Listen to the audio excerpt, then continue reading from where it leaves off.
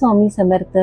श्रावण सोमवारची प्रसन्न सुरुवात. मुख्य उंबरट्याला हळदीचे लेपन केल्याने घरात सकारात्मक ऊर्जा येते आणि हळदीच्या अँटीबॅक्टेरियल गुणामुळे पावसाळ्यात जंतूही दूर राहतात.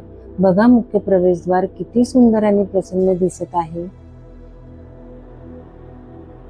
अशाच पद्धतीने आता काय करायचं, श्रावण सोमवार असता की कुठलाही सण असला, पहिले तर देवांची आंघोळ घालून मी नंतर श्रावण महिन्याची महादेवाची पूजेची सुरुवात केली. आधी मी रांगोळी घातली. रांगोळी घातल्यानंतर पूजेला काय काय लागेल याची तयारी आधीच करून घेतली.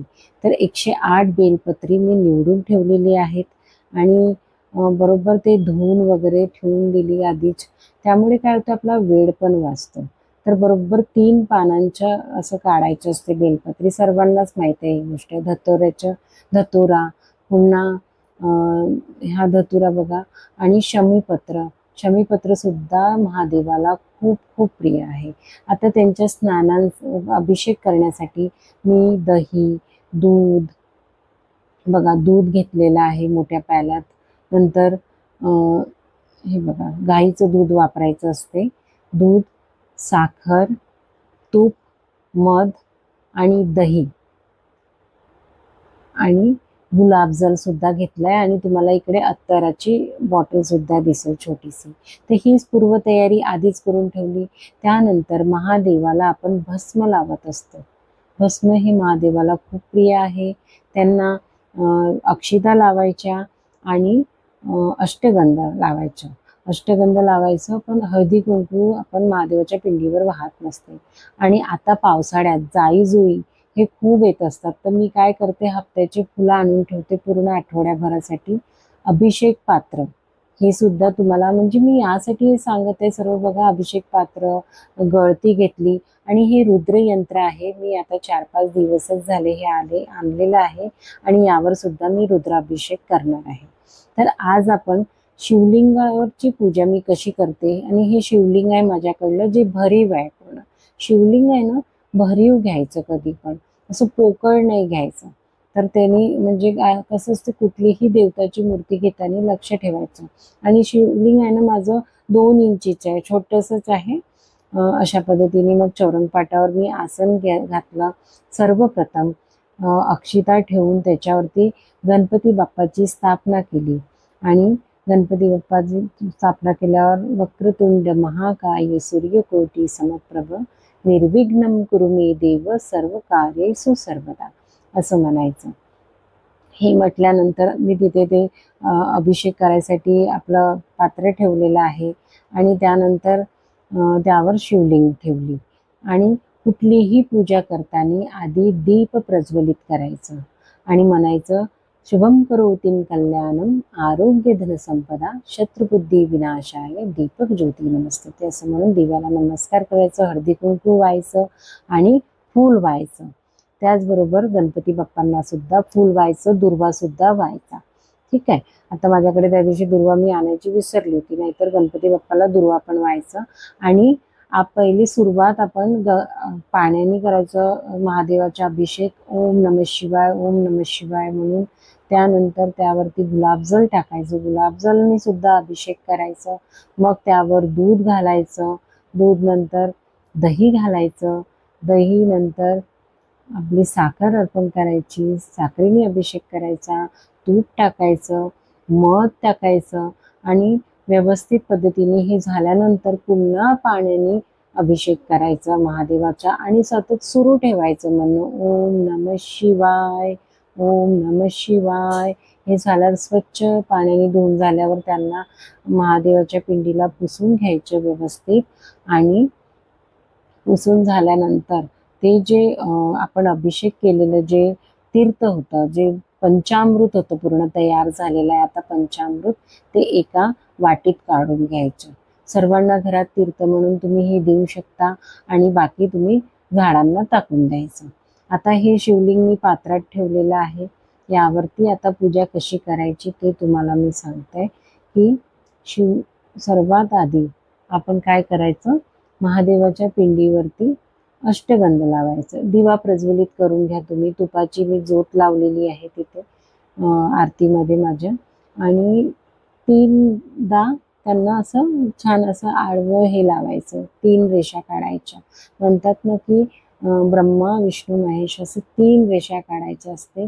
अक्षिदा व्हायचं त्यांच्यावरती, त्यांना अत्तर लावायचं. अत्तर तुम्ही केवड्याचं वापरू शकता, गुलाबाचं वापरू शकता, कमळाच्या फुलाचं सुद्धा अत्तर येते, खूप सुंदर असते. आणि महादेवाला पांढरं फुल व्हायचं असते. महादेवाला पांढऱ्या वस्तू खूप आवडते.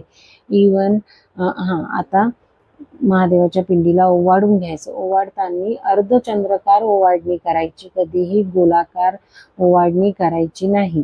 अर्धचंद्राकार ओवाळणी करायची आणि त्यानंतर 108 शिवभगवानांची नावं घ्यायची. बघा कशा पद्धतीने घ्यायची. ओम महेश्वराय नमः, ओम शंभवे नमः, 8 नावांनी मी ओम पिनाकिनी नमः हे केलेलं आहे. 108 नावांनी शशिशेखराय नमः घेतलेले आहे.